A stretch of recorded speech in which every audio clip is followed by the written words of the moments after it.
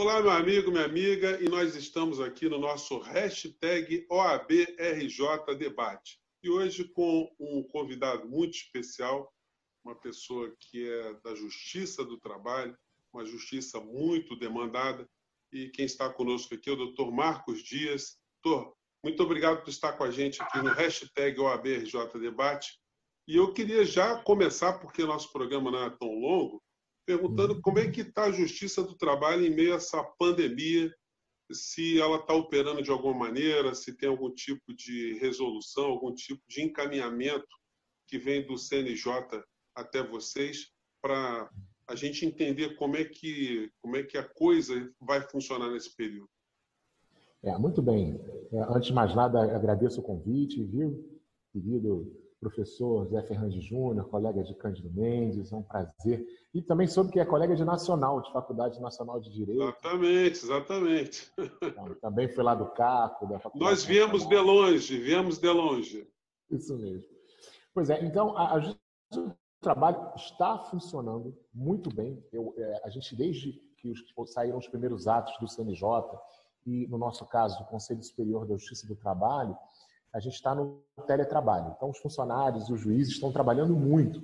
A gente não está fazendo audiência, evidentemente, mas eu trouxe aqui alguns números para o seu público, Sim. Números que a gente tira do próprio site do TRT da Primeira Região, porque nós, desde o dia 16 de março até o dia 21 de abril, quer dizer, no começo dessa semana, nós já expedimos mais de 17 mil alvarás, já foram prolatadas quase 40 mil sentenças e quase 200 mil despachos. Assim, uma produtividade muito, muito interessante. Assim, apesar dos juízes estarem como eu, assim, de quarentena, trabalhando, a gente tem trabalhado bastante. Né? Realmente, muitos juízes e desembargadores também, liberando acórdãos e sentenças. O que, às vezes, dá uma sensação de que o seu trabalho pode estar mais prejudicada é porque o problema das audiências, né? Que a gente não tem tido realmente as audiências desde o dia 16 de março, mas o trabalho tem sido muito, muito forte. Quer dizer, outra coisa importante, é bom lembrar que a partir de 4 de maio a gente vai ter o retorno dos prazos. Os prazos estão suspensos desde o dia 16 de março, mas a partir do dia 4 de maio nós vamos ter retorno de prazos. E a resolução 314 de 2020 do CNJ, junto com o ato conjunto que o TST editou agora, em março também, finalzinho de março, o ato conjunto 170 de 2020, nós poderemos ter, inclusive, as teleaudiências. Né? Houve uma clara autorização para que se façam as teleaudiências. Muitos tribunais, inclusive o nosso aqui do Rio de Janeiro, já estão fazendo sessões virtuais de julgamento, né? Sessões em que, claro, privilegiando aqueles que não têm sustentação oral, né? Mas já estão acontecendo. A 10ª turma foi a pioneira, mas hoje todas as 10 turmas estão fazendo esse julgamento. E há a previsão para que se use um sistema que o CNJ contratou, né? Recomendado pela Portaria 01 de 2020, do CNJ, que é um sistema que vai fazer com que a gente possa fazer, como eu estou fazendo com você aqui, Júnior, uma audiência telepresencial, que a gente só está esperando a regulamentação disso, né? Porque há muitos empecilhos. Né? Eu, por exemplo, tenho um pouco de ressalva com a audiência virtual. Né? Eu, como juiz do trabalho, há 20 anos na Justiça do Trabalho, gosto daquele contato olho com olho. Né? Eu tenho uma dificuldade assim, de estar longe da pessoa, na busca da verdade real, na busca do convencimento, né? Mas algumas das experiências que estão sendo utilizadas nesse período excepcional, o senhor acha que podem ser aproveitadas, passados esses momentos tão complicados que a gente está vivendo? Será que alguma coisa vai ser aproveitada? Eu acredito que muita coisa vai ser aproveitada. Eu acho que é um caminho sem volta, na minha opinião. Eu acho que nós estamos caminhando para uma justiça. Eu gosto muito de uma expressão de um desembargador do TRT da Terceira Região, José Eduardo Chaves Júnior, que ele diz que é a justiça nômade, né? Uma justiça que vai usar esses meios de telepresenciais para chegar mais perto, para aquele advogado que tem dificuldade Você veja, por exemplo, um advogado aqui no Rio de Janeiro, olha a dificuldade que ele tem para sustentar lá em Brasília, para ir lá no TST ou no Supremo Tribunal Federal, né? Eu acho que o desenvolvimento dessas ferramentas vai fazer com que aquele advogado não precise se deslocar até Brasília e possa fazer a sua sustentação oral.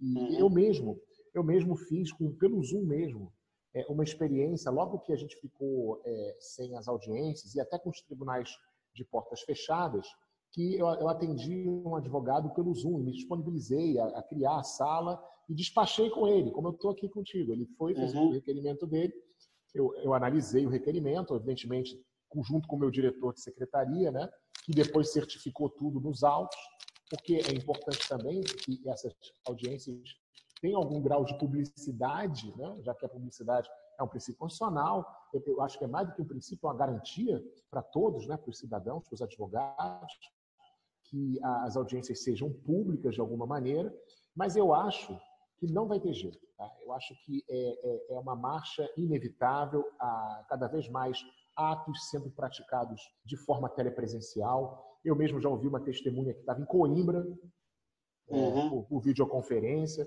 Quer dizer, a gente sabe que o CPC tem previsão para videoconferência, proitiva de partes, proitiva de testemunhas, mas a gente um pouco principalmente no Justiça do Trabalho, né, que a gente se habituou com aquele burburinho das audiências, que eu gosto de dizer, com aquele ambiente de audiência. Mas alguma coisa realmente vai acontecer. Eu acredito que uma justiça muito diferente vai surgir depois dessa pandemia, né? Mas e o futuro da justiça trabalhista, ou melhor, o futuro da advocacia trabalhista? Como é que o senhor está vendo o comportamento dos advogados nesse momento? Há também muitas preocupações ou a gente consegue enxergar isso com um certo otimismo?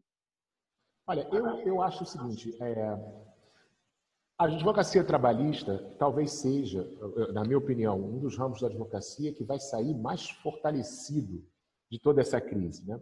Porque uma coisa que a crise fez foi demonstrar para certos setores da sociedade a importância do direito do trabalho, né? Eu me lembro que quando houve primeiro o decreto legislativo 6 de 2020, em que o senhor presidente da República declarou o estado de calamidade pública, depois a lei 13.979, o presidente chegou a editar, num período de 20 dias, 13 medidas provisórias, a grande maioria falando de direito do trabalho, as dúvidas, os questionamentos, né? Os advogados nunca foram tão demandados pelos clientes. Nesse primeiro momento, muito mais os advogados que atendem as empresas, dos ditos autônomos, né? Nunca se olhou tanto para esses trabalhadores e se percebeu que é preciso algum tipo de proteção jurídica mesmo, social e também jurídica, para esses trabalhadores, muitos deles que com essa crise tiveram o seu sustento completamente dilacerado, né?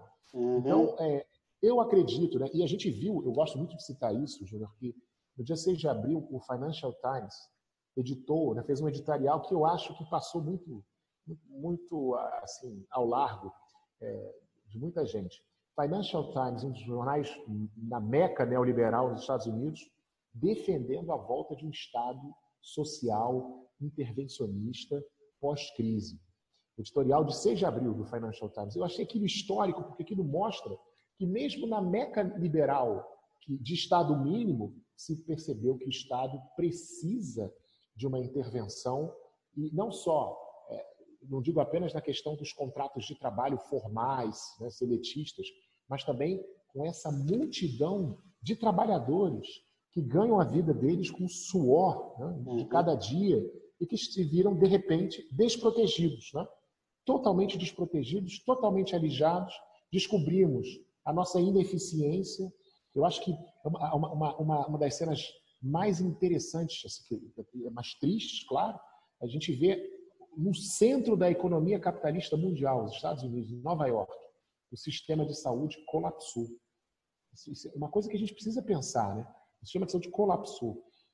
Países europeus ditos como desenvolvidos, com precariedade nos sistemas de saúde, mostrando que o Estado e o investimento estatal é importante, né? Não pode se alijar de certos meios sociais. Então, eu acho que isso é muito importante. Então, eu vejo que a advocacia trabalhista, Júnior, desculpa, eu fui para o outro lado, né? Não, não, tá bem, tá bem. Se não tivesse, eu teria interrompido. Mais para o lado sociopolítico, mas o que eu vejo é o seguinte, os advogados trabalhistas pós-crise vão ser muito demandados, muitos. Aliás, alguns poucos alunos que me procuram já estão sendo demandados, né? Por trabalhadores, por empregadores.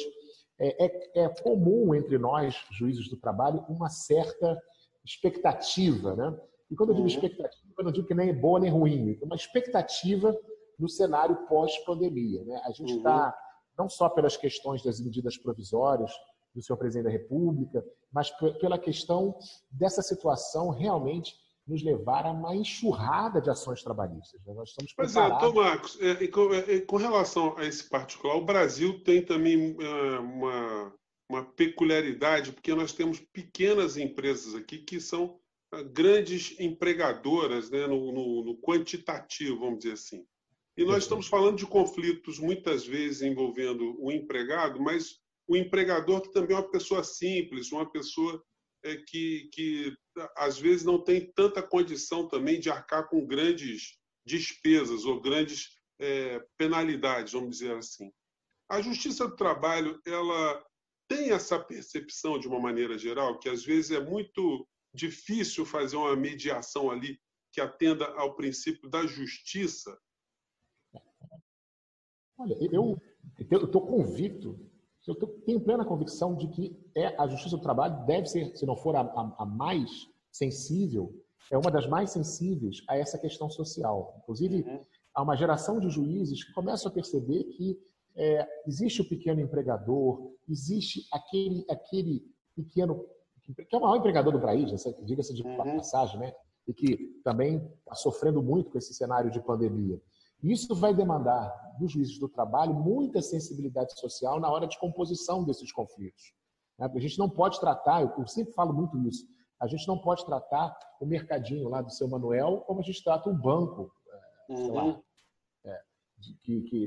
lucros bilionários. Não é o mesmo tratamento. Isso talvez seja uma falha, inclusive, da própria legislação trabalhista nesse sentido. Mas eu tenho percebido nos juízes do trabalho, em geral, nos meus colegas, uma grande sensibilidade para isso.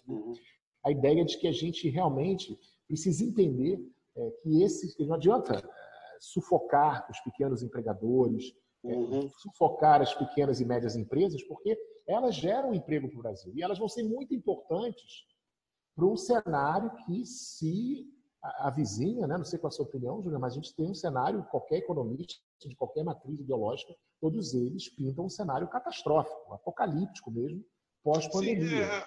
A gente necessariamente a gente acaba entrando num discurso ou num debate político-econômico, porque a área econômica depende de decisões políticas também, né? E politicamente o Brasil anda muito mal, porque o poder executivo ele está sendo colocado na berlinda, isso em escala planetária. A gente nunca viu uma situação assim. Então, eu imagino que todos nós, a sociedade, as instituições, os operadores do direito, todo mundo está procurando algum norte, né? E a gente não tem alguém que nos inspire para um território mais firme, mais seguro. E, bom, mas a gente acaba entrando nessa discussão e aí o debate ele fica infindável. Eu queria te perguntar uma coisa que eu sei que o senhor está muito engajado também, que o senhor também escreve, o senhor teoriza, o senhor filosofa sobre essas questões. O que é papo trabalhista? Papo trabalhista O que aconteceu? Eu tenho que contar a história para você entender. O que aconteceu? Quando teve a reforma trabalhista em 2017, eu e um colega dileto, juiz lá de São Gonçalo, doutor Fabiano Luzes, a gente notou que os advogados estavam muito para baixo, os advogados trabalhistas, né?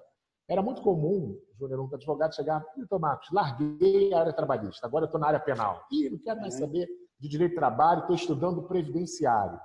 Quando, na verdade, eu percebia um desânimo que não se justifica para nós que somos, né, operadores de direito. Eu tenho um amigo que não gosta dessa expressão, operador de direito, porque operador é uma coisa muito mecânica. Ele fala, nós somos os agentes do direito, né? Nós Nós transformamos pela argumentação jurídica, pela interpretação. Uma coisa muito... Então, nós não somos operadores, nós somos agentes. E aí eu falei com ele, Fabiano, vamos fazer um canal só para a gente bater papo sobre questões trabalhistas, sobre dúvidas trabalhistas, sobre questões jurídicas. E a gente tira um pouco o peso do juridiquês, né, do formalismo, e a gente trata como bons amigos, discordando, concordando, convergindo, criticando. Né? E eu e ele, muitas vezes, a gente se coloca em posições completamente antagônicas. Né? Quem acompanha o Papo Trabalhista, e nós chamamos pessoas de todas as matrizes ideológicas, né? Pessoas que pensam diferente. E é muito interessante, porque isso vai formando essa capacidade crítica dos advogados e vai desmistificando essa questão de que vem uma lei e eu não vou poder operar, eu não vou ter espaço no mercado. Né? A gente sempre diz que conversando a gente se entende, né? Que advogado bem formado sempre tem lugar no mercado. A gente gosta de repetir isso, porque a formação do advogado é tudo. Né? O advogado para de estudar, acabou. Né? E nós, na Justiça do Trabalho, estamos sendo desafiados a estudar. Desde a reforma trabalhista, não tem ramo no direito. Eu posso dizer isso aqui sem nenhum medo de... sem nem titubeio que estou errando. Não tem nenhum ramo do direito que nos últimos 3 anos tenha sido tão modificado quanto a área trabalhista. Seja com a reforma trabalhista, medida provisória 905, todas essas medidas provisórias que tivemos, a lei Geral de Proteção de Dados tocou em questão trabalhista, ou seja, nós estamos vivendo um boom, né, de legislativo que está exigindo muita formação. Então, a ideia do Papo Trabalhista é essa. Doutor Marcos, para a gente finalizar, o Poder Executivo tem editado muitas normas em relação ao direito do trabalho, as relações de trabalho sempre com o discurso que as relações devem ser mais simplificadas. Na tua opinião, isso vai redundar em menos reclamações trabalhistas no futuro ou isso tende a criar mais problemas, apesar do discurso da simplificação? Olha, eu não tenho dúvida, Júnior, isso é uma perspectiva pessoal, que deveria haver realmente uma simplificação de normas trabalhistas. Mas simplificar não quer dizer precarizar, tá? Não quer dizer tirar direitos, ou não quer dizer rasgar os princípios que regem o direito do trabalho. O direito do trabalho tem 200 anos. E ele nasceu, basicamente, para dissociar do ramo do direito civil, que na época preconizava muito a autonomia da vontade, E o que nós estamos assistindo? O direito civil, o que aconteceu com ele, se me permita rapidamente, Júnior? Ele foi invadido, a esfera privada, onde a vontade, né, é exercida, foi invadida pelos direitos fundamentais. O que não dá é para você, sobre a bandeira da simplificação, você impor uma legislação que só vai trazer mais conflito, que só vai trazer mais reclamação trabalhista. E se antes, com a reforma trabalhista, Júnior, se disse, olha, diminuíram as ações. Antes da pandemia, elas já estavam num viés de crescimento de novo. Né? Por quê? Porque os advogados vão se preparar, vão se formar, existem os princípios. Então, se não houver uma construção dialogada, né, consensual, dentro do possível, a gente vai acabar acirrando o conflito, ao invés de resolver o conflito. Bom, doutor Marcos Dias, muito obrigado pela sua participação no nosso hashtag OABRJ Debate, driblando aí os problemas de conexão, mas a gente quer estar aqui cada vez mais próximo dos nossos colegas advogados, colegas advogadas, e vocês entrem nos nossos canais, façam suas críticas, sugestões, nosso endereço que está aparecendo aí embaixo, e acompanhem sempre as pessoas que a gente convida para participar do nosso programa aqui, que são grandes formadores de opinião e são pessoas engajadas na construção de um país melhor. Doutor Marcos, muito obrigado mais uma vez.